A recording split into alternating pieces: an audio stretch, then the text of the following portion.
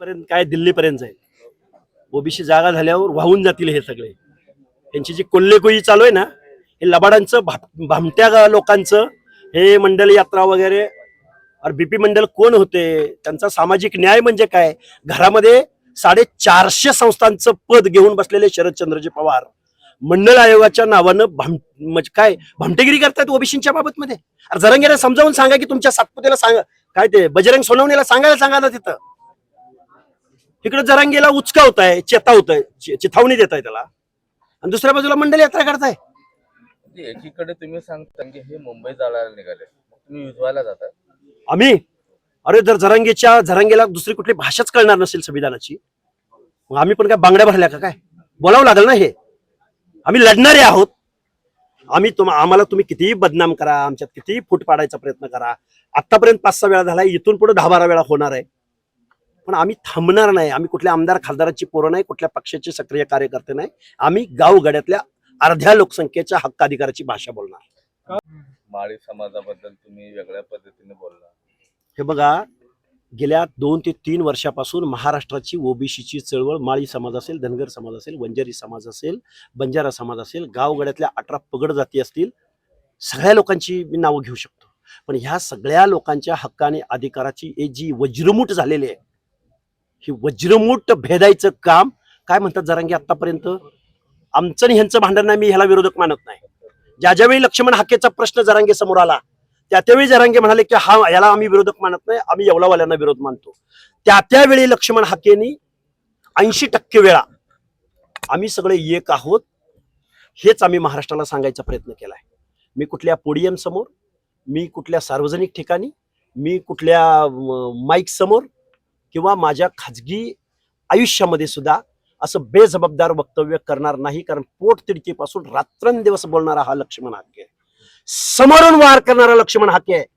आणि सांगायचंच म्हणलं तर होळकरांची अवलाद असणारा. होळकरांची युद्धनीती काय होती माहिती का, लपून चपून नाही, वाळवंटामध्ये आमने सामने युद्ध खेळणं, अटक कटक पर्यंत. दिल्लीच्या तख्तावर 3 वेळा बादशाला बसवणारे होळकर आहेत. त्यामुळं आमच्यावर असले खोटे नाटे आरोप करून 2 जातीमध्ये तेढ निर्माण करून ओबीसीची चळवळ डॅमेज होणार नाही. आणि हा विषय आमचा काल भुजबळ साहेबांनी सांगितल्यानंतर संपलेला आहे. काल साहेबांनी स्टेटमेंट करून झालेला व्हिडिओ आहे, त्यापासून तेच चालू आहे महाराष्ट्रामध्ये. त्याबद्दल काय सांगता. महाराष्ट्रामध्ये तेच मी वेळोवेळी सांगितलेलं आहे की आमच्या 2 जातीमध्ये तेढ निर्माण होणार नाही. ही हक्क अधिकाराची लढाई आहे. आम्हाला डॅमेज करायचा कोणी प्रयत्न करू नका. नेते डॅमेज केले जात आहेत, ओबीसीची चळवळ डॅमेज केली जाते, 2 जातीत भांडणं लावली जात आहेत. आणि महाराष्ट्रामध्ये ओबीसीची एक भली मोठी संघर्ष यात्रा, जर इथल्या राज्यकर्त्या लोकांना झुंडीची भाषा कळत असेल तर आम्ही ती झुंडशाही दाखवण्यासाठी, म्हणजे कुणीतरी आंदोलन करते म्हणून त्याला काउंटर म्हणून आम्ही मुंबईला वगैरे जाण्याच्या आता सध्या तरी आम्ही कुठलीही घोषणा केलेली नाही, करणार नाही. पण महाराष्ट्रामध्ये ओबीसीची संघर्ष यात्रा ही पहिल्या टप्प्यामध्ये आम्ही या महाराष्ट्रामध्ये काढत आहोत. आणि त्यामध्ये सर्व 18 पगड जाती ओबीसी विजयंती बांधव सामील झालेले असतील. यात्रा आम्ही येऊ घातलेल्या. आज बीडमध्ये एक चांगली बैठक झालेली आहे. त्यानंतर आमच्या बऱ्याच अजून 1-2-3 बैठका होतील आणि आम्ही तारीख जाहीर करू येऊ घातलेल्या 2-4 दिवसामध्येच. आणि बघा, ती यात्रा आमचे 2 पॉइंट आहेत. एक तर मा जिजाऊ या तीर्थक्षेत्रावरून सिंदखेड राजावरून निघेल, अदरवाईज माळेगावच्या खंडोबाच्या ठिकाणाहून निघेल. या बैठकीमध्ये काय ठरलं. या बैठकीमध्ये माणसांना आपला हक्क आणि अधिकार हिरावले गेल्याची भावना जोपर्यंत या लोकांना जाणीव निर्माण होणार नाही, आमच्या ओबीसी बांधवांना नक्की काय घडायला लागलं या महाराष्ट्रात हे जोपर्यंत कळणार नाही तोपर्यंत हा माणूस पेटून उठणार नाही. पण ज्या दिवशी पेटून उठेल त्या दिवशी महाराष्ट्रात ज्यांना बॅलेटची भाषा कळते, ज्यांना झुंडीची भाषा कळते, त्यांना आम्ही त्याच पद्धतीनं या महाराष्ट्रामध्ये त्याच भाषेमध्ये हे उत्तर देऊ. तुम्ही आता 10 लाखापेक्षा मोठा आकडा आहे. तुम्ही संशोधन करावं. गावगाड्यामध्ये प्रत्येक गावामध्ये ही चर्चा आहे. एका आमदाराची 10 लाख बोली आहे. आज तर तो कोट्यापर्यंत आकडा आहे. पण येतील ना. अरे प्रत्येक चौकामध्ये 100 बाय 25चे फ्लेक्स, एक बॅनर, 5 नाही 10 हजाराचा एक बॅनर आहे. अरे आला कुठून पैसा. आमच्या गावगाड्यातल्या 50% लोकांनी काही टॅक्स भरला की नाही, आमच्या काही खिशातले पैसे तिथं आले की नाही. नक्कीच. आता कसं असतं, आम्ही भाऊ येतो, आमच्यात काही मतभेद जरी झाले असले तर मनभेद झालेलेच नव्हते ना. आणि कसं असतं काही लोकांनी याच्या सुपाऱ्या बी दिलेल्या असू शकतात की आमच्यात मतभेद करायचे, काही गोष्टी तयार करायच्या.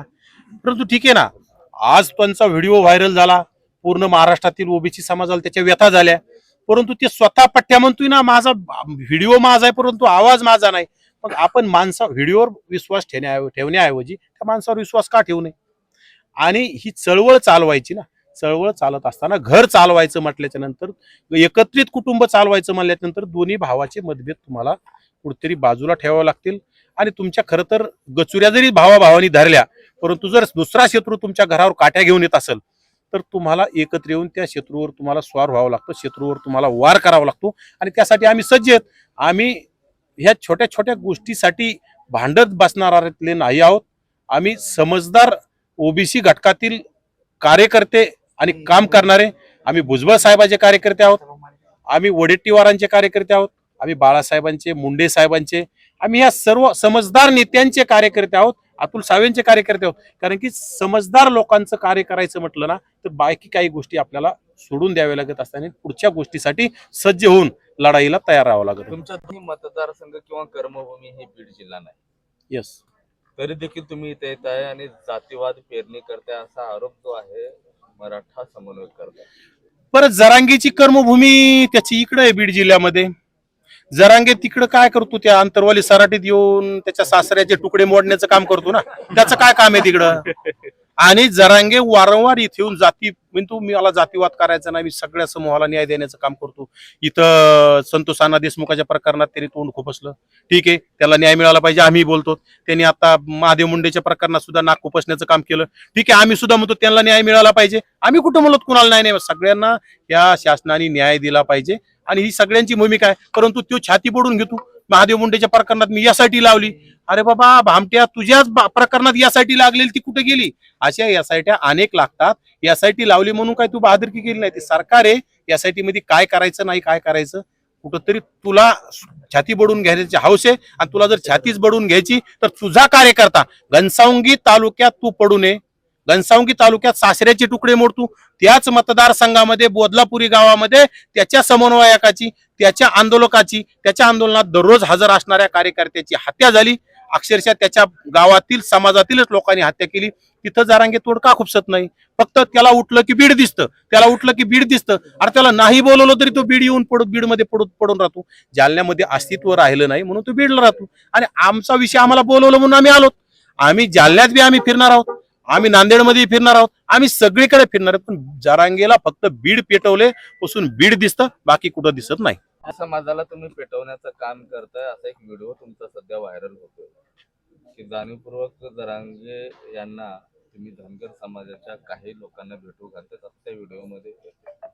हा नक्कीच, जरांगे आता धनगर समाजाच्या काही लोकांना ज्यांचा अभ्यास नाही आरक्षणावर, आता त्यांना ते आमचेच बांधव आहेत, पण त्यांना जर कळत नसेल की आपल्याला स्थानिक स्वराज्य संस्थेमध्ये ओबीसीतून आरक्षण मिळतंय हे जर त्यांना समजत नसेल आणि ते जरांगेला जाऊन हार घालत असतील तर ठीक आहे, आमचे बांधव आहेत, चुकतेत. परंतु आम्ही त्याला आणखी विनंती करतो की बाबा आपण चुकीच्या माणसाला पाठिंबा देणं योग्य नाही. जो आपल्याच घरात घुसायला लागलाय, जो आपल्या ताटातली भाकर हिसकावून घेण्याचा प्रयत्न करतोय, त्याला तुम्ही किती दिवस तुम्ही पाठिंबा देणार आहात. ह्या गोष्टीपासून तुम्ही सावध झालं पाहिजे, अशी आमची भूमिका आहे.